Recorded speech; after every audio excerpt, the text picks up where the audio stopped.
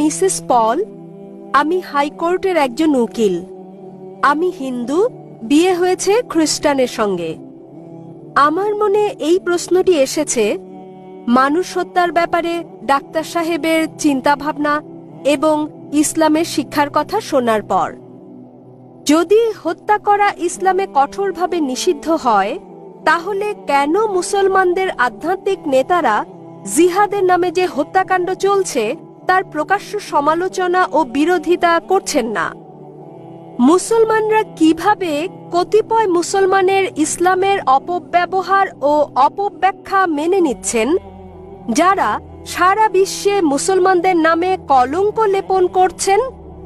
বোন সুন্দর একটা প্রশ্ন করলেন। বললেন যে তিনি ইসলামের শিক্ষা থেকে অনুপ্রাণিত হয়েছেন, ইসলাম নিরপরাধ মানুষ হত্যার বিপক্ষে, কিন্তু তবুও কেন সব মুসলিম নেতারা একত্রিত হয়ে এর নিন্দা করে না যেসব হত্যাকাণ্ড চলছে জিহাদের নামে, এবং এ ধরনের কিছু কুলাঙ্গারের কারণে ইসলাম কলুষিত হচ্ছে?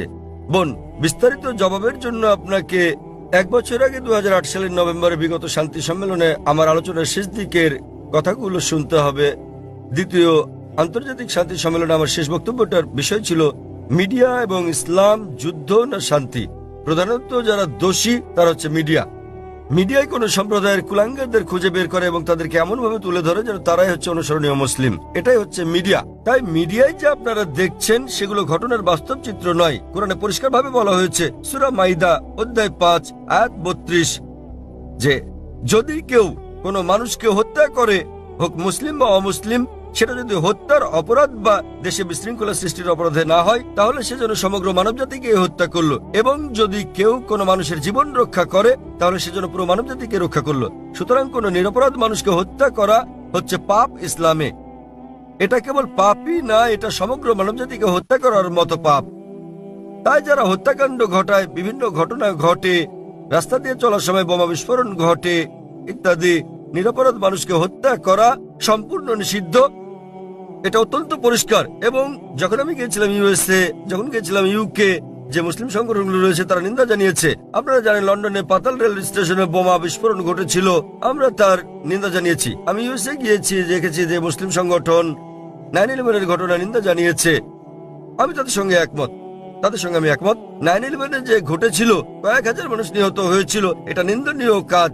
কে এটা করেছে আমি জানি না, আমি বলছি না যে মুসলিমরা করেছে, এটা হচ্ছে মিডিয়া। তারা বলছে কোনো প্রমাণ নেই, কোনো প্রমাণ নেই। কিন্তু যে করুক না কেন, ইন্টারনেটে ঢুকলে আপনি দেখবেন অনেক প্রামাণ্য চিত্র আছে যাতে দেখানো হয়েছে যে এটা সরকারের কাজ, অভ্যন্তরীণ ষড়যন্ত্র। জর্জ বুশ করেছে, এটা আমি জানি না কে করেছে। তবে যেই করুক, 9/11 টুইন টাওয়ারে বোমা হামলার ঘটনায় হাজার হাজার নিরপরাধ মানুষ হত্যা করা, এটা নিন্দনীয়। 50 জনের বেশি মানুষ মারা গেছে লন্ডনের পাতাল রেল বোমা হামলার ঘটনায়, সেটাও নিন্দনীয়। 2 বছর আগে জুলাই মাসে বোম্বেতে ট্রেনে যে বোমা হামলার ঘটনা ঘটে, সেখানে 100-রও বেশি মানুষ নিহত হয়, এটাও নিন্দনীয়। কিন্তু এখানেই থামলে চলবে না। একইভাবে আমি আফগানিস্তানে হাজার হাজার মানুষ হত্যারও নিন্দা জানাই, নিন্দা করি। ইরাকে হাজার হাজার মানুষ হত্যার, ফিলিস্তিনে হাজার হাজার মানুষ হত্যার নিন্দা করি। আমি একে শ্বেত সন্ত্রাসবাদ বলি। আপনারা জানেন তারা কি করছে? তারা ক্ষেপণাস্ত্র পাঠাচ্ছে, তারা পাঠাচ্ছে বোমা। আপনারা জানেন ফিলিস্তিনিরা তারা লড়াই করছে ইটপাটকেল দিয়ে, আর তাদেরকে বলা হচ্ছে সন্ত্রাসী। আপনারা জানেন আমেরিকা বোমা পাঠাচ্ছে, প্যাট্রিয়ট ক্ষেপণাস্ত্র, গুচ্ছ বোমা পাঠাচ্ছে। এই গুচ্ছ বোমা যখন কোথাও পড়ে, তখন এটা অনেকগুলো বোমায় বিভক্ত হয়। এভাবে হাজার হাজার আফগানকে হত্যা করা হচ্ছে। কিন্তু কেন? এটা কাপুরুষোচিত কাজ। সেজন্য সমাপনী বক্তৃতায় আমি বলেছিলাম গত কয়েক শতাব্দীর সবচেয়ে বড় সন্ত্রাসী জর্জ বুশ। 1 নাম্বার। জর্জ বুশের মতো এত মানুষ আর কেউ হত্যা করেনি। এখন তিনি আর ক্ষমতায় নেই। ইরাকে তিনি ওষুধের ওপর নিষেধাজ্ঞা আরোপ করেন এবং জর্জ বুশের কারণে ইরাকের 5 লাখ শিশু নিহত হয়। আমরা ভালো করে জানি। এমনকি যদি একমত হয়ে যায় সেখানে একজন লোক লুকিয়ে আছে, এই লোকটি যে বিন লাদেন, তার তো কোনো প্রমাণ নেই। যদি তিনি লুকিয়েও থাকেন, ভাবুন সেক্ষেত্রে আপনি একজন মানুষের জন্য হাজার হাজার মানুষকে হত্যা করছেন। এটা দুঃখজনক। আমরা দেখতে পাচ্ছি যে এটা মিডিয়া তুলে ধরছে। মিডিয়া যা তুলে ধরছে তা হচ্ছে মুসলিমরা এই কাজ করেছে। আমি জানি বোন, কুলাঙ্গার আছে, আমাদের সম্প্রদায়ে কুলাঙ্গার আছে, সব সম্প্রদায় তো কুলাঙ্গার রয়েছে। ভারতীয় মিডিয়া কাশ্মীর নিয়ে কথা বলে, কতবার বলেছে আসাম নিয়ে, নকশাল মাওবাদীদের নিয়ে। আপনি জানেন ভারতের জন্য সবচেয়ে বড় হুমকি হচ্ছে মাওবাদীরা। তারা কি করছে? তারা থানায় বোম মারছে, তারা পুলিশ হত্যা করছে। ভারতের বেশিরভাগ হত্যাকাণ্ডই ঘটায় মাওবাদীরা, কমিউনিস্টরা, এলটিটি, হিন্দুরা। কিন্তু কে তাদেরকে বলছে হিন্দু সন্ত্রাসী? আপনি আসামে গেলে দেখবেন খ্রিস্টান সন্ত্রাসী। হিন্দুরা যখন সন্ত্রাস করে তখন আপনারা বলেন LTTE, লিবারেশন তামিল টাইগার্স ইলম। আপনি যুক্তরাজ্যে গেলে দেখবেন IRA, আইরিশ রিপাবলিকান আর্মি, তারা ক্যাথলিক। প্রোটেস্ট্যান্ট আর ক্যাথলিকদের মধ্যে বিস্তর তফাৎ রয়েছে, কেউ তাদেরকে ক্যাথলিক সন্ত্রাসী বলছে না কেন? তাহলে আমরা কি দেখছি?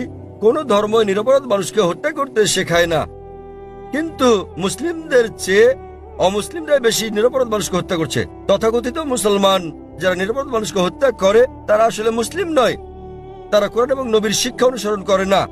কিন্তু মিডিয়া কি করছে? তারা এইসব কুলাঙ্গারদের খুঁজে বের করে তাদেরকে অনুসরণীয় মুসলিম হিসেবে তুলে ধরছে। তাই প্রথমে দোষ দিতে হবে মিডিয়াকে। মিডিয়া বানাতে পারে কালোকে সাদা, দিনকে রাত, হিরোকে ভিলেন, ভিলেনকে হিরো। আপনি আমার লেকচার শুনতে পারেন সন্ত্রাস কি মুসলিমদের একচেটিয়া, তাহলে বিস্তারিত জানতে পারবেন ইনশাআল্লাহ। ধন্যবাদ। শুভ সন্ধ্যা স্যার। Good evening. আমার নাম রাহুল গাওকার এবং আমি একজন ছাত্র। আমি ইসলাম ধর্ম সম্পর্কে আপনার কাছে জানতে চাই, অন্যান্য মুসলমানদের তুলনায় কেন শিয়া মুসলমানদের কম গুরুত্ব দেয়া হয়। আমি আমার এক মুসলমান বন্ধুর কাছে শুনেছি তাদেরকে শিয়া পরিবারের পানীয় পান করার অনুমতি দেয়া হয় না। পানীয় না, ঠিক আছে। আমি আসলে জানতে চাই, এও বলা হয়ে থাকে যে ইরাকে সাদ্দাম হোসেন যা করেছেন, তিনি রাসায়নিক গ্যাস প্রয়োগ করেছেন, তিনি শিয়াদের উপর নৃশংসতা চালিয়েছেন, যা দ্বিতীয় বিশ্বযুদ্ধের সময় ইহুদিদের উপর হিটলারের নির্যাতনের সঙ্গে তুলনীয়। তাহলে এটিকে কি আপনি অবিচার মনে করেন না? আমি আরো জানতে চাই, প্রকৃতপক্ষে পূর্বে শিয়ারা ইসলাম ধর্মে যে ভুল করেছে তারা আজও তার প্রায়শ্চিত্ত করে যাচ্ছে কিনা। ভাই প্রশ্ন করলেন যে শিয়াদের কেন নিচ বললে গণ্য করা হয়, তারা কি অপরাধ করেছে, সাদ্দাম হোসেন কেন তাদেরকে হত্যা করেছে, যেমন জার্মানিতে হিটলার রাসায়নিক অস্ত্র দিয়ে ইহুদিদের হত্যা করেছে ইত্যাদি। ভাই ইসলামে কোনো শিয়া সুন্নি নেই, কোনো শিয়া সুন্নি নেই ইসলামে। অনেক লোক আছে। আমি উত্তরটা দেই, আমি উত্তর দেব। আপনার প্রশ্নের উত্তর দেওয়ার পর আপনি বলবেন। ইসলামে কোনো শিয়া সুন্নি নেই। কোরআনে বলা হয়েছে সূরা আলে ইমরান অধ্যায় 3 আয়াত নম্বর 103, ওয়াতাসিমু বিহাবলিল্লাহি জামিআ ওয়া লা তাফাররাকু। তোমরা আল্লাহর রজ্জু শক্ত করে ধরো এবং পরস্পর বিচ্ছিন্ন হও না। আমাদেরকে আল্লাহর রজ্জু ধরতে হবে, এটা কোরআন এবং নবী মুহাম্মদ সাল্লাল্লাহু আলাইহি ওয়াসাল্লামের সহিহ হাদিস। যদি আপনি এই রজ্জু ধরেন তাহলে আপনি খাঁটি মুসলিম। ইসলামে শিয়া সুন্নি নেই এবং ইসলামে কোনো ভাগ নেই। কোরআন বলছে সূরা আনাম অধ্যায় নম্বর 6 আয়াত নম্বর 159, হে নবী, নিশ্চয়ই যারা খণ্ড বিখণ্ড করেছে, অনেক দল করেছে ইসলাম ধর্মকে, তাদের সাথে আপনার কোনো সম্পর্ক নেই। আল্লাহ বিচার দিবসে তাদের ব্যাপারটা দেখবেন। এবং আমাদের নবী মুহাম্মদ সাল্লাল্লাহু আলাইহি ওয়াসাল্লাম বলেছেন যে মুসলিমদের মধ্যে 73টি দল হবে, এর মধ্যে কেবলমাত্র একটি দল যাবে জান্নাতে। সাহাবাগণ জিজ্ঞেস করলেন কোন দলটি? যারা অনুসরণ করবে আমাকে এবং আমার সাহাবীদের, যারা কোরআন এবং নবীর সহিহ হাদিস মেনে চলবে তারা। সুতরাং কোরআন বলছে ধর্মকে খণ্ড বিখণ্ড করো না। আমাদের নবী বলেন, এমনকি কোরআনে বলা হয়েছে কিছু লোক থাকবে তারা দল সৃষ্টি করবে। কতটা? 73টা। যে দল সঠিক পথে থাকবে তারা বিভাজন সৃষ্টি করবে না। সুতরাং যে কেউ নিজেকে মুসলিম ছাড়া অন্য কিছু বললেও শব্দটি হবে মুসলিম। মুসলিম মানে যে নিজের ইচ্ছাকে আল্লাহর কাছে সমর্পণ করেছে। নবী কি ছিলেন? তিনি শিয়া ছিলেন না সুন্নি ছিলেন? তিনি কি ছিলেন? তিনি ছিলেন মুসলিম। এবং এর আগে আমি বোনকে যে জবাব দিয়েছি তাতে ছিল সূরা আলে ইমরান অধ্যায় 3 আয়াত নম্বর 64 বলা হয়েছে, ফাকুলু শাদু বিআন্না মুসলিমুন। সাক্ষী থাকো যে আমরা মুসলিম। বিচার করার জন্য আপনি কি করবেন মুসলিমরা ঠিক না ভুল পথে চলছে? আপনি দেখবেন কোরআন। মোহাম্মদ, জাকির, সুলতান, আব্দুল্লাহ, যে কোনো নাম হোক, কোনো সমস্যা নেই। নিজেকে পরীক্ষা করতে বলেন। যদি সে কোরআন এবং নবীর নির্ভরযোগ্য বাণী, বুখারী, মুসলিম ইত্যাদি অনুসরণ করে তাহলে সে খাঁটি মুসলিম। যদি সে নবীর প্রকৃত শিক্ষার বাইরে যায়, বুখারী, মুসলিম এবং অন্যান্য সহিহ হাদিসের বাইরে যায় এবং কোরআনের বিপক্ষে যায়, তাহলে সে প্রকৃত মুসলিম নয়। প্রকৃত মুসলিম হচ্ছে সে যে মেনে চলে কোরআন এবং নবী মুহাম্মদ সাল্লাল্লাহু আলাইহি সাল্লামের যথাযথ শিক্ষা। সুতরাং এটা জানার পর নিজেকে সে যাই বলুন না কেন, যদি না মেনে চলেন কোরআন এবং নবীর সব শিক্ষা হাদিস, তাহলে সে প্রকৃত মুসলিম নয়। আপনার প্রশ্নের দ্বিতীয় অংশ, সাদ্দাম হোসেন। প্রশ্নের মধ্যে সাদ্দাম হোসেন নেই? আছে প্রশ্নের মধ্যে? হ্যাঁ, সাদ্দাম হোসেন। সাদ্দাম হোসেন শিয়াদের হত্যা করেন।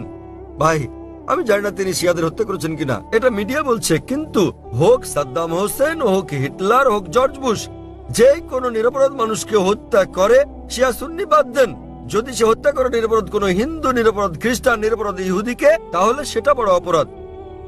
হোক না কেন সাদ্দাম হোসেন, হোক জর্জ বুশ, হোক না হিটলার, যে কোনো নিরপরাধ মানুষকে হত্যা করে, হোক সে মুসলিম বা মুসলিম, হোক না কোনো হিন্দু বা খ্রিস্টান কিংবা ইহুদি, যদি কেউ কোনো নিরপরাধ মানুষকে হত্যা করে সেটা হচ্ছে একটা পাপ কাজ, এটা নিষিদ্ধ। কারো সাফাই করতে আমি এখানে আসিনি, তাতে হোক তার নাম জর্জ বুশ, হিটলার, সুলতান, আব্দুল্লাহ, টম, ডিক, হ্যারি বা যে কেউ, যে কোনো নির্দোষ মানুষকে হত্যা করা সবার জন্য নিষিদ্ধ। আশা করি উত্তরটা পেয়েছেন। স্যার, তার মানে আপনি বলতে চান আমাদের শিয়া, সুন্নি কিংবা বহরি মুসলিমে বিশ্বাস করা উচিত আমি নয়, তা স্যার? বলছি না। কোরআন কোন শিয়া সুন্নি নেই, কোরআনে মানে কোনো স্যার, বহরি নেই। এখানে অনেক মসজিদ আছে, অনেক মসজিদ। তাহলে আপনি তাদেরকে বলেন, তাদের জিজ্ঞেস করেন শিয়া কথাটা কোথায় আছে কোরআনে, তাকে জিজ্ঞেস করেন বহরি কোথায় আছে কোরআনে। স্যার, এটা আমার কলেজ বান্দ্রায় স্যার আমি অধ্যয়ন করছি। সুতরাং তারা মেনে চলছে না। আপনাকে যা করতে হবে তা হচ্ছে তাদের জিজ্ঞেস করেন তারা কি মোহাম্মদ সাল্লাল্লাহু আলাইহি সাল্লামের শিক্ষা অনুসরণ করে চলছে, তারা কি আল্লাহ সুবহানাহু ওয়া তাআলার শিক্ষা অনুসরণ করছে। আল্লাহ কোরআনে বলেছেন সূরা আনাম অধ্যায় নম্বর 6 আয়াত নম্বর 159, যারা সৃষ্টি করেছে বিভক্তি ইসলাম ধর্মে, তাদেরকে আপনার কিছু করার নেই। ইসলাম ধর্মে বিভক্তি সৃষ্টি করা এটা হচ্ছে হারাম। তো ভালো মুসলমান হতে হলে আপনাকে আল্লাহর রজ্জু শক্ত করে ধরতে হবে, এটা বলা আছে কোরআনে। সুতরাং কাউকে আব্দুল্লাহ, সুলতান এরকম নামে ডাকলেই সে জান্নাতে যেতে পারবে না, বরং সেজন্য স্রষ্টা সর্বশক্তিমান আল্লাহর নির্দেশ পালন এবং নবী মুহাম্মদ সাল্লাল্লাহু আলাইহি সাল্লামের শিক্ষা অনুসরণ করতে হবে। ভাই, আপনাকে একটা প্রশ্ন করি, একটা প্রশ্ন। আপনি শিয়া সুন্নি নিয়ে খুবই উদ্বিগ্ন, জানতে চাচ্ছি সেটা কেন? স্যার, অনেক কিছু আমার বন্ধুরা। না না, আপনি কি ইসলাম কবুল করতে চান, তারপরে কোন দলে যাবেন ভাবছেন? স্যার, আমি মানে আমি আপনাকে জিজ্ঞেস করছি, জি আপনি কি ইসলাম কবুল করতে চান আর ভাবছেন শিয়া না সুন্নিতে যোগ দেবেন, তাই? স্যার, না না, আমি ইসলাম কবুল করতে চাচ্ছেন না। স্যার, এখানে অনেক ধর্ম আছে, ইসলাম ধর্মের অনেক ভাগ আছে। কোনো বিভক্তি নেই ইসলামে। ইসলামে কেবল একটি শব্দ আছে, মুসলিম। আপনাকে যে যাই বলুক, হ্যাঁ, হ্যাঁ, আপনাকে তারা বলেনি যে কোরআন বলেছে। আমি আপনাকে রেফারেন্স দিচ্ছি। লোকটি আমাকে বলেছে তিনি সুন্নি, তিনি আমাকে বলেন তাকে সুন্নি হতে দিন, শিয়া হতে দিন, বহরি হতে দিন, যে কোনোটা। তাকে বলুন কোরআন বলছে বিভক্তি সৃষ্টি করো না। অধ্যায় নম্বর 6 লিখে রাখুন আপনি। এর অর্থ। অধ্যায় নম্বর 6। স্যার, এর অর্থ এগুলো সব হতাশাজনক। তিনি কোরআন মেনে চলছেন না। কোরআন বলছে সূরা আনাম অধ্যায় 6 আয়াত নম্বর 159, আপনি নোট করে রাখুন, যে ডক্টর জাকির নায়েক বলেছেন সূরা আনাম অধ্যায় 6 আয়াত 159 আছে বিভক্তি সৃষ্টি করো না তোমরা। আপনাকে যা করতে হবে, নিজেকে ঈশ্বরের কাছে সমর্পণ করতে হবে আপনার। এখন আমি জানতে চাই, আপনি কি নিজেকে ঈশ্বরের কাছে সমর্পণ করতে চান? ভাই, হ্যাঁ, নিজেকে ঈশ্বরের কাছে সমর্পণ করতে চান আপনি? স্যার, আমি ইসলামকে শ্রদ্ধা করি, আমি না, না, ইসলামে ঠিক বিশ্বাস আছে। করি। আপনি ইসলামকে শ্রদ্ধা করেন, আপনি কি এক ঈশ্বরে বিশ্বাস করেন? হ্যাঁ, এক ঈশ্বরে বিশ্বাস করেন আপনি? হ্যাঁ, জি স্যার, আমি ঈশ্বরে বিশ্বাস মূর্তি করি। পূজা করা ঠিক নয়? হ্যাঁ, হ্যাঁ, আপনি কি বিশ্বাস করেন ঈশ্বরের কোনো প্রতিমা নেই? ঈশ্বরের কোনো প্রতিমা নেই। আপনি কি তা বিশ্বাস করেন? আমি জানি না স্যার। আপনি কি প্রতিমা পূজায় বিশ্বাসী? হ্যাঁ, হ্যাঁ, আপনি কি প্রতিমা পূজায় বিশ্বাস করেন? কি বললেন? প্রতিমা পূজা ঠিক না ভুল? মানে ঈশ্বর? না। আপনি কি বিশ্বাস করেন প্রতিমা পূজা করা ঠিক না ভুল? হ্যাঁ, এটা ঠিক না ভুল? এটি ঠিক স্যার। প্রতিমা পূজা করা, কিন্তু এটা তো বেদের বিপরীত। আপনাদের বেদ বলছে তোমরা এক ঈশ্বর ছাড়া কারো উপাসনা করবে না। এটা উল্লেখ আছে আপনাদের যজুর বেদে অধ্যায় 32 অনুচ্ছেদ 3, শ্বেতার উপনিষদ অধ্যায় 4 অনুচ্ছেদ 19। न तस्य प्रतिमा अस्ति মহান ঈশ্বরের কোনো পুতুল নেই, কোনো আকৃতি নেই, কোনো ফটোগ্রাফ নেই, কোনো ছবি নেই, কোনো প্রতিমা নেই, কোনো ভাস্কর্য নেই, কোনো মূর্তি নেই। আমি আপনাকে জিজ্ঞেস করছি, যখন আপনাদের বেদ বলছে ঈশ্বরের কোনো আকৃতি নেই, কোনো মূর্তি নেই, কোনো প্রতিমা নেই, এরপরও কি আপনি প্রতিমা পূজা বিশ্বাস করেন? জি স্যার। শিয়া সুন্নি বাদ দেন, আপনাকে জিজ্ঞেস করছি, আপনি কি বেদ মানেন, স্যার, অনুসরণ করছেন কি না, ধর্ম মানেন কি না? স্যার, কারণ আমি এই ধর্মের স্যার। ঠিক, তাই আমি বলছি যে এটা আমার ভুল নয় স্যার, আমি এই এই ধর্মের মধ্যে ধর্মের জন্ম মধ্যে নিয়েছি বড় স্যার। হলেও আমি জিজ্ঞেস করছি যে অধ্যয়ন করা আপনার কর্তব্য কি না। সে কারণে আপনার বেদ- আমি এই বিষয়টি অনুসন্ধান তাই আমি করছি। আপনাকে বলছি ভাই, আপনাদের ধর্মগ্রন্থ বেদে আছে, যজুর্বেদ অধ্যায় 32 অনুচ্ছেদ 3, শ্বেতার উপনিষদ অধ্যায় 4 অনুচ্ছেদ 19। এটা বলছে, न तस्य प्रतिमा अस्ति এটা একটা সংস্কৃত উদ্ধৃতি। এর মানে সর্বশক্তিমান ঈশ্বরের কোনো প্রতিমা নেই, কোনো আকৃতি নেই, কোনো আলোকচিত্র নেই, কোনো ছবি নেই, কোনো ভাস্কর্য নেই, কোনো প্রতিমূর্তি নেই, কোনো পুতুল নেই। যদি আপনার ধর্মগ্রন্থ বলে সর্বশক্তিমান ঈশ্বরের প্রতিমা নেই, তাহলে কি প্রতিমা পূজা করা ঠিক না ভুল? ঠিক না ভুল? ঠিক বেঠিক ঠিক করার মতো এত বড় ব্যক্তি আমি নই স্যার। না না, আপনার ধর্মগ্রন্থ বলছে ঈশ্বরের কোনো আকৃতি নেই, কোনো প্রতিমা নেই, কোনো মূর্তি নেই, কোনো ছবি নেই, তথাপি ঈশ্বরের মূর্তি করা ঠিক না ভুল? কেন আমার পূর্ববর্তী ব্যক্তিগণ, মানে আমার পূর্বসূরীরা কেন এই কাজ করেছে স্যার? স্যার, আমি তাদের দোষ দিতে জি? পারি না। আমার পূর্বসূরীরা, আমার পূর্বে হিন্দু ধর্মের লোকের এটা করেছে স্যার। স্যার, আমি তাদের দোষ দিতে আমি পারি না। হিন্দুদের প্রশ্ন করছি না, আমি আপনাকে জিজ্ঞেস করছি আপনার ধর্মগ্রন্থ, আপনার ধর্মের সবচেয়ে গ্রহণযোগ্য গ্রন্থ কোনটি? আপনি জানেন না? কি আপনি স্যার? কি জানেন আপনার ধর্মের সর্বশ্রেষ্ঠ গ্রন্থ কোনটি? স্যার এটা মানে হচ্ছে বেদ। হ্যাঁ তাহলে আপনি দেখেন আমার ভিডিও ক্যাসেট ইসলাম ও হিন্দু ধর্মের সাদৃশ্য সমূহ। আমি অনুরোধ করছি ভলান্টিয়ারদের তাকে একটা ইসলাম ও হিন্দু ধর্মের সাদৃশ্য নামে ডিভিডি দেওয়ার জন্য।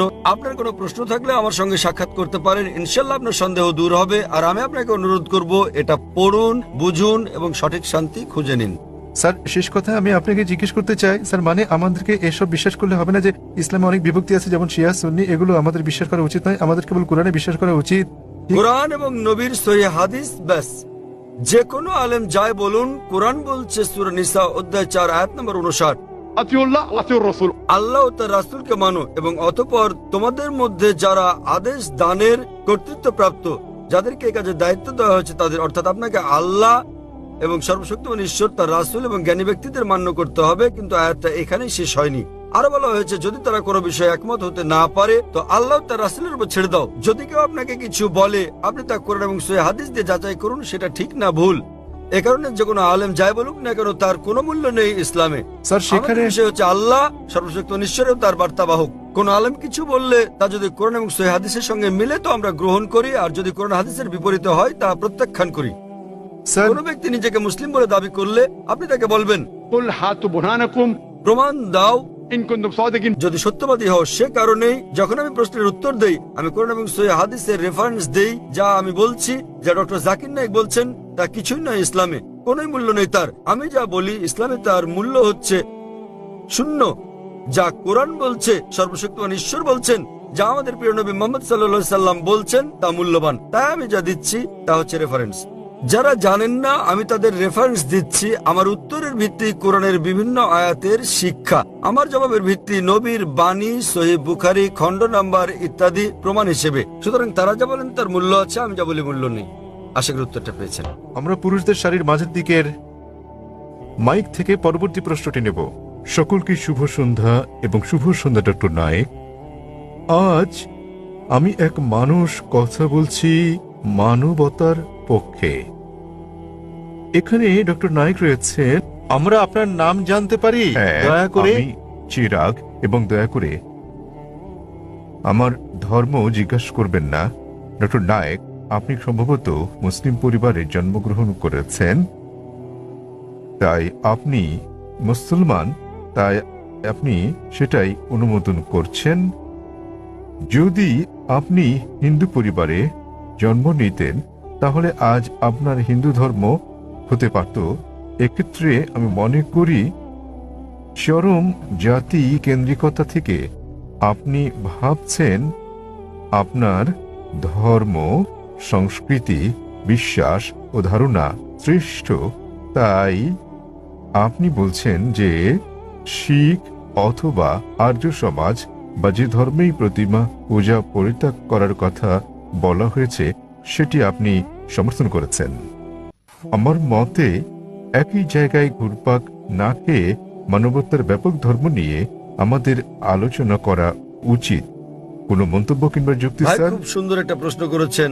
তিনি বলেছেন মুসলিম পরিবারে জন্ম নেওয়ার কারণে আমি ইসলাম ধর্ম অনুমোদন করছি।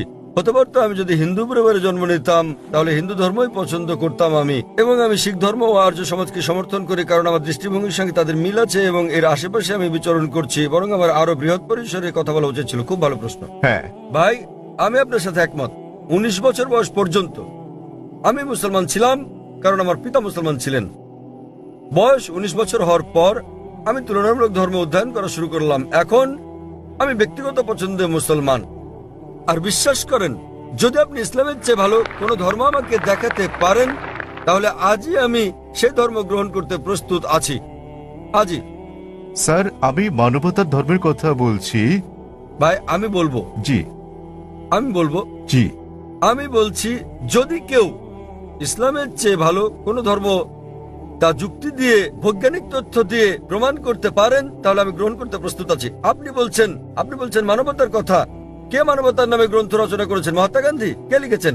আপনি জানেন একজন মুসলমান ভালো মুসলমান হতে পারবেন না যদি তিনি ভালো মানুষ না হন। সে কথা সব ধর্মেই বলে, সব ধর্মে বলে। শেষ করতে দেন। জি স্যার। আপনি এখানে আমার জবাব শোনার জন্য এসেছেন নাকি আপনার মত জানাতে এসেছেন? আমি একটি সুস্থ আলোচনা চাই এবং যৌতুক ভাই, সিদ্ধান্তে পৌঁছাতে চাই। এটা কোনো বিতর্ক প্রতিযোগিতা নয়। হ্যাঁ, একেবারে না, আমি তাহলে আমার কখনো উত্তর বলিনি। শুনুন, উত্তর শোনার পর আপনি মন্তব্য করতে পারেন। ও, ঠিক আছে, আমাকে শেষ করতে দিন। আপনি কথা যোগ করছেন, তার মানে আমার উত্তর আপনি শুনছেন। চালিয়ে যান। শুনুন মনোযোগ দিয়ে। জি, আপনার মনের মধ্যে মহাভারতের কাহিনী চলছে, কি করে শুনবেন? দয়া করে যখন চালিয়ে যান। আপনি আপনার প্রশ্নের সময় কি আমি আপনাকে বাধা দিয়েছিলাম? দয়া করে চালিয়ে যান। আমি কি বাধা দিয়েছি?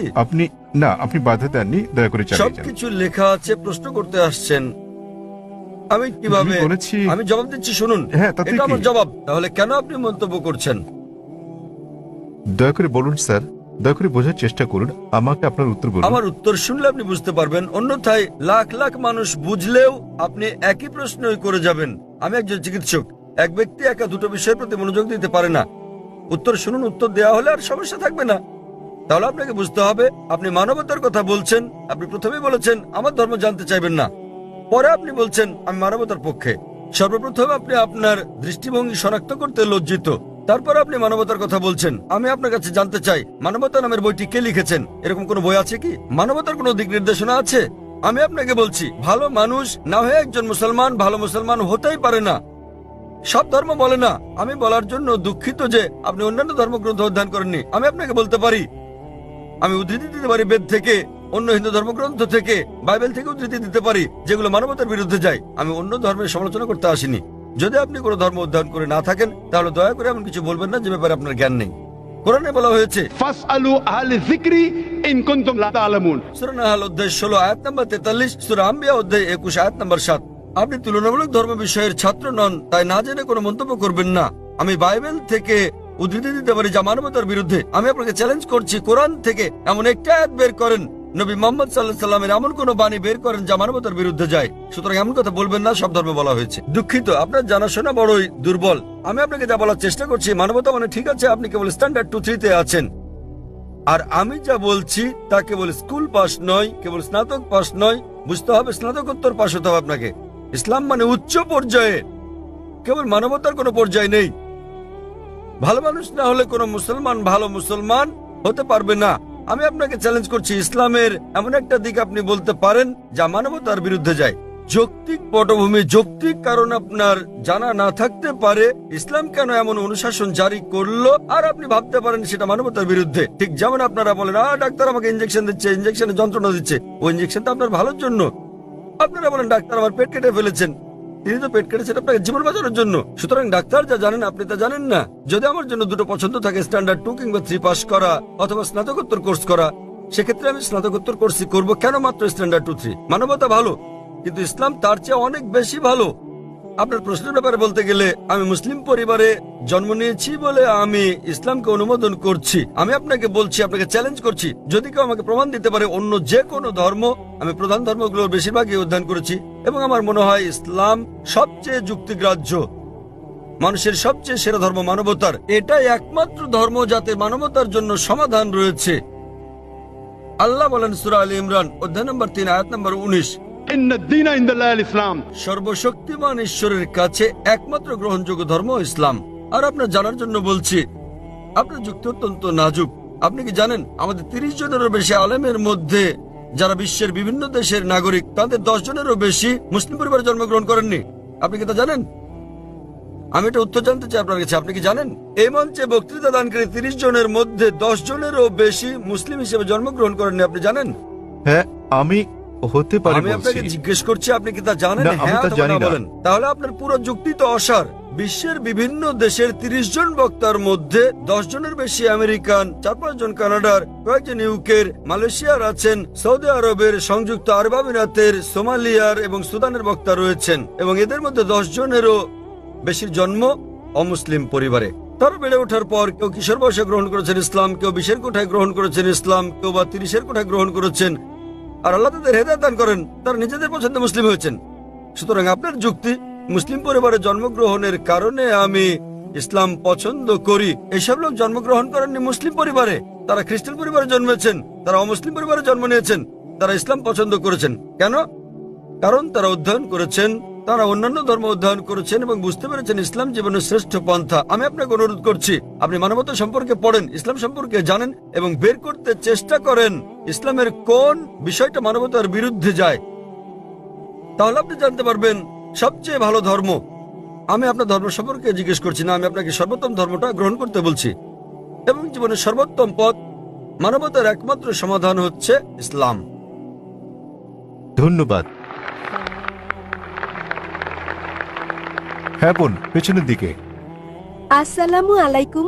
আমার দুটি প্রশ্ন আছে। প্রথমটি হচ্ছে, মুসলমান মেয়েরা ইসলাম ধর্ম অনুসরণ করে কেন অমুসলিমদের বিয়ে করতে পারে না? আমার আরো একটি প্রশ্ন আছে, ইসলামে এটা সিদ্ধ যে একজন পুরুষ 4 বার বিয়ে করতে পারেন। দ্বিতীয় বিয়ের ক্ষেত্রে প্রথম স্ত্রীকে কি জানাতে হয়, নাকি না জানিয়েই দ্বিতীয় বিয়ে করা যায়? দুটো প্রশ্ন করলেন। তিনি প্রশ্ন করলেন, প্রথম প্রশ্নটা হচ্ছে তার জানা মতে ইসলামে এটা আবশ্যক যে দ্বিতীয় স্ত্রী গ্রহণের আগে প্রথম স্ত্রীর অনুমতি নিতে হয়। এবং তার প্রথম প্রশ্নটা হচ্ছে যে ইসলামে কেন একজন পুরুষ অমুসলিম কোনো মেয়েকে বিয়ে করতে পারে না। আপনার প্রথম প্রশ্ন দুঃখিত, অনুযায়ী প্রশ্নটি এরকম যে মুসলিম পরিবারে জন্মগ্রহণকারী একটি মেয়ে কোনো অমুসলিমকে বিয়ে করে ইসলাম ধর্ম অনুসরণ করতে পারে কিনা। মুসলিম পরিবারে জন্মগ্রহণকারী কোনো মেয়ে কেন অমুসলিম পুরুষদের বিয়ে করে ইসলাম ধর্ম অনুসরণ করতে পারে না? কারণটা হচ্ছে এটা আমাদের স্রষ্টা আল্লাহ সুবহানাহু ওয়া তাআলার নির্দেশের বিপরীত। আল্লাহ বলেছেন পবিত্র কোরআনে সূরা বাকারা অধ্যায় নম্বর 2 আয়াত নম্বর 221 যে তোমরা মুশরিককে বিয়ে করো না যতক্ষণ না সে ঈমান আনে, মূর্তি পূজারীকে বিয়ে করো না, অবিশ্বাসীকে বিয়ে করো না যতক্ষণ না সে ঈমান আনে। এমনকি যারা ঈমান এনেছে তারা যদি কৃতদাস হয়, যারা ঈমান আনেনি তাদের চেয়ে ওই ঈমানদার অনেক অনেক ভালো। যদিও ওই মুশরিক মানুষ, ওই অমুসলিম তোমাদের মুগ্ধ করে, তবুও এমনকি যদি সে বিশ্বের সেরা সুন্দর পুরুষ হয়, সবচেয়ে ধনী ব্যক্তি হয়, আর সে যদি অমুসলিম হয় তার চেয়ে একজন মুসলিম পুরুষ, সে কালো কুৎসিত কৃতদাস হলেও অনেক অনেক বেশি ভালো।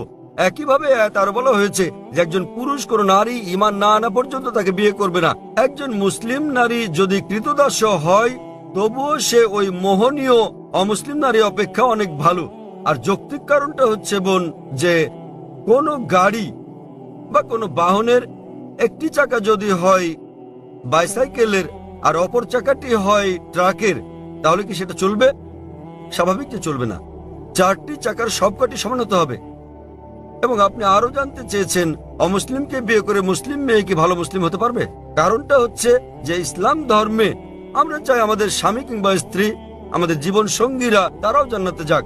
এখন স্ত্রী জান্নাতে যাওয়ার পথ খুঁজে পেল, স্বর্গে যাওয়ার পথ খুঁজে পেল এবং সে ইসলাম ধর্ম অনুসরণ করে জান্নাত পেল। তাকে অনুসরণ করতে হবে কোরআন এবং সহিহ হাদিস। এখন ভাবুন তো, যখন স্ত্রী জানতে পারলো যে সে জান্নাতে যাচ্ছে এবং তার স্বামী যিনি প্রতিমা পূজা করছেন, যিনি ইসলাম ধর্ম বিশ্বাস করেন না, তিনি যাচ্ছেন দোজখে। পরকালের জীবনের তুলনায় বোন এই জীবন খুবই ছোট জীবন। এই জীবনে বোন আপনি হয়তো স্বামীর সঙ্গে 20 বছর, 30 বছর, 40 বছর, 50 বছর কাটাবেন, 60 বছর। পরকালের জীবন হলো অনন্ত জীবন। তাহলে সেই মহিলা তো স্বার্থপর। একজন ভালো মুসলিম বা ভালো মুসলিমা, একজন ভালো মুসলমান পুরুষ কিংবা নারী চাইবেন তার জীবন সঙ্গী, তার স্বামী কিংবা স্ত্রীও জান্নাতে যাক। সুতরাং এটাই কারণ, এজন্যই স্বামী এবং স্ত্রী দুজনেরই মুসলমান হওয়া জরুরি।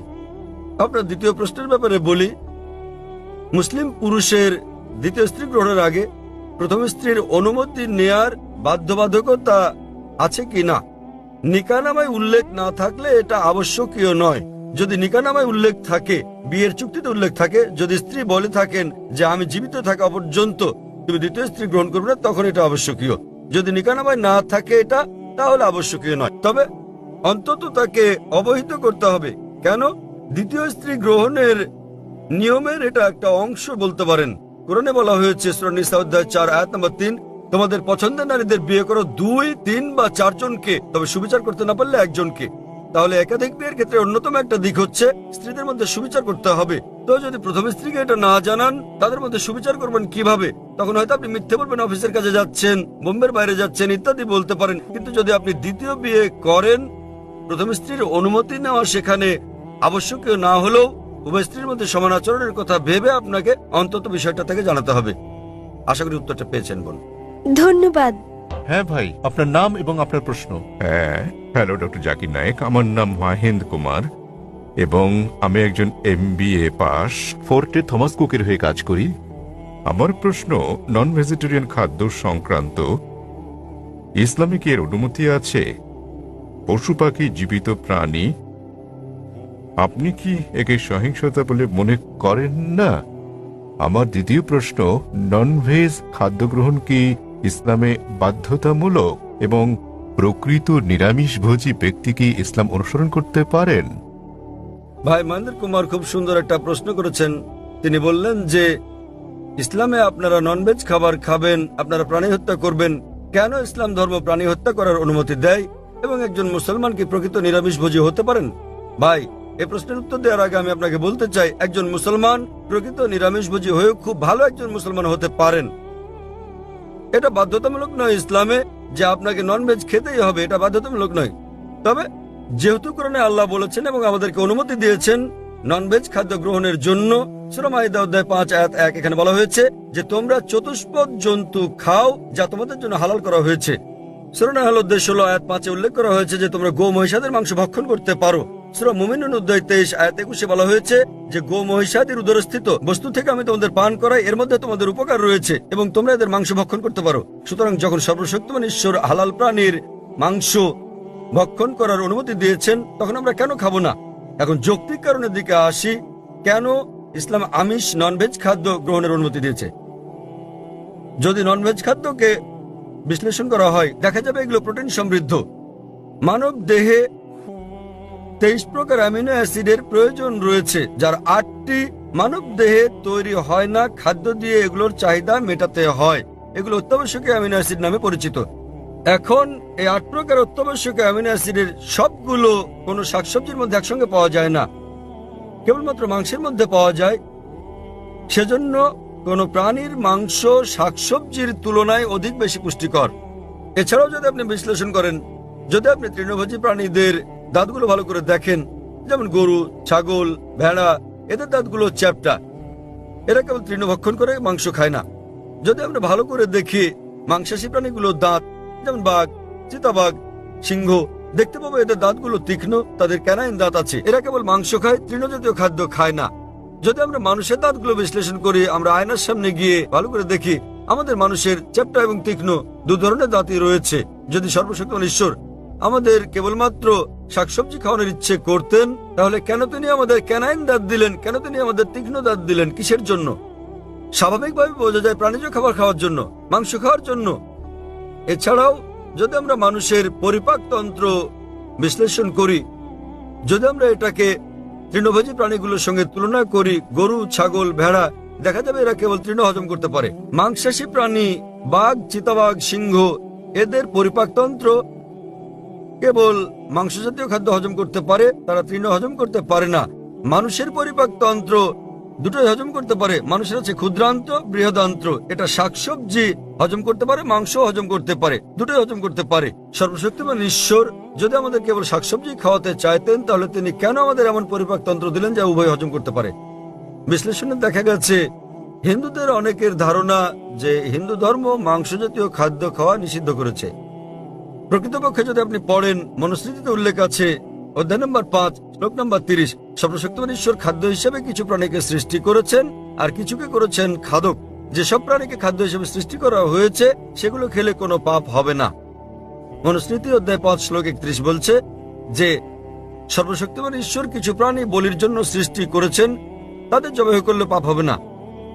মনুস্মৃতি অধ্যায় 5 শ্লোক 40 বলা হয়েছে যে বলিদানের পশু বলি দেওয়ার জন্য অনুমতি আছে, এটা ঈশ্বরের বিধান। সুতরাং হিন্দু ধর্মে প্রাণীর মাংস খাওয়ার অনুমতি আছে। বেদ ও অন্যান্য ধর্মগ্রন্থ পড়লে দেখবেন সাধু সন্তরা প্রাণীর মাংস খেতেন, এমনকি গরুর মাংস খেতেন। মহাভারত পড়লে দেখবেন অনুশাসন পর্ব অধ্যায় নম্বর 88, যখন পাণ্ডবরা একত্রে মিলিত হয়, যুধিষ্ঠির যিনি পাণ্ডবদের বড় ভাই, তিনি ভীষ্মকে জিজ্ঞেস করেন যে কোন খাদ্য আমাদের যজ্ঞে পূজায় দেওয়া উচিত যাতে করে আমাদের পূর্বপুরুষ সন্তুষ্ট হয়। তো ভীষ্ম উত্তর দিলেন যে যদি আপনি লতাপাতা, গুল্ম, শাকসবজি দেন তাহলে আমাদের পূর্বপুরুষেরা 1 মাসের জন্য সন্তুষ্ট থাকবে। যদি আপনি দেন মাছ তাহলে 2 মাস, যদি তাদেরকে মাংস দেন তাহলে 3 মাস, যদি খরগোশ দেন তাহলে 4 মাসের জন্য, যদি ছাগল দেন তাহলে 5 মাস, যদি লবণযুক্ত শুকরের মাংস দেন তাহলে 6 মাস, যদি তাদের পাখি দেন তাহলে 7 মাস, যদি হরিণ দেন তাহলে 8 মাস, এভাবে খাদ্য তালিকা ক্রমশ বড় হতে থাকে। বলা হয়েছে যদি মহিষ দেন তো 11 মাস, যদি দেন গোমাংস আপনি, তাহলে আমাদের পূর্বপুরুষেরা পুরো 1 বছর সন্তুষ্ট থাকবে। এবং যদি ছাগলের লাল মাংস কিংবা গন্ডারের মাংস দেন তাহলে তারা অনন্তকাল সন্তুষ্ট থাকবেন। সুতরাং হিন্দু ধর্ম মতে প্রাণীর মাংস খাওয়া কোনো পাপ নয়। হিন্দু ধর্মাবলম্বী অনেকে জীবিত প্রাণী হত্যা না করার অহিংস দর্শনে উদ্বুদ্ধ হয়ে মাংস খেতেন না, তারাও খেতে শুরু করেছেন। কিন্তু এমনকি এই অহিংস দর্শন, যেমন আপনি বলেছেন যে জীব হত্যা করা হচ্ছে পাপ, ভাই আপনি কি জানেন যে উদ্ভিদেরও প্রাণ আছে? আপনি কি এটা জানেন ভাই? জি। তাহলে জীব হত্যা যে পাপ আপনি বলেন, সেক্ষেত্রে উদ্ভিদ লতাপাতা ইত্যাদি হত্যা পাপ, তাহলে কেন আপনি সেগুলো খাবেন? একমত। একমত, খুব ভালো। এছাড়াও এমন কিছু লোক আছে যারা বলে ঠিক আছে ভাই জাকির, আমি একমত যে উদ্ভিদেরও প্রাণ আছে, কিন্তু তারা তো ব্যথা অনুভব করে না, তাই উদ্ভিদ হত্যা করা জীবজন্তু হত্যা করার চেয়ে কম পাপ। যে বিষয়টা মনে রাখতে হবে তা হচ্ছে বিজ্ঞান আজ উন্নত, আমরা জানতে পেরেছি যে উদ্ভিদও ব্যথা অনুভব করে, কিন্তু উদ্ভিদের কান্না মানুষ শুনতে পায় না। কারণ মানুষ যে শব্দ তরঙ্গ শুনতে পায় তার মাত্রা 20 সাইকেল থেকে 20,000 সাইকেল পার সেকেন্ড পর্যন্ত, এর নিচের বা বেশি মাত্রার শব্দ তারা শুনতে পায় না। আমেরিকার এক কৃষক উদ্ভিদের কান্নাকে মানুষের শ্রবণ তরঙ্গে রূপান্তর করেছিলেন এবং উদ্ভিদগুলো কান্নাকাটি করলে পানি চাইলে তিনি বুঝতে পারতেন। আরেক ব্যক্তি এসে আমাকে যুক্তি দিয়ে বললেন, ভাই জাকির আমি আপনার সঙ্গে একমত যে উদ্ভিদের প্রাণ আছে এবং তারা ব্যথা অনুভব করে, তবে উদ্ভিদের 2টো ইন্দ্রিয় কম আছে প্রাণীদের ইন্দ্রিয় সংখ্যার তুলনায়। সুতরাং উদ্ভিদ হত্যা করা প্রাণী হত্যা করার চেয়ে অনেক কম পাপ। আমি আপনাকে জিজ্ঞেস করি ভাই, মনে করেন আপনার ভাই, আপনার বড় ভাই, তিনি জন্ম থেকেই বধির ও বোবা। যখন সে বড় হলো তখন কেউ তাকে হত্যা করলো, তাহলে কি আপনি বিচারককে বলবেন যে মহামান্য এই হত্যাকারীকে আপনি কম শাস্তি দিন, কেননা আমার ভাই 2টো ইন্দ্রিয় কম ছিল, তিনি শুনতে পেতেন না, কথা বলতে পারতেন না?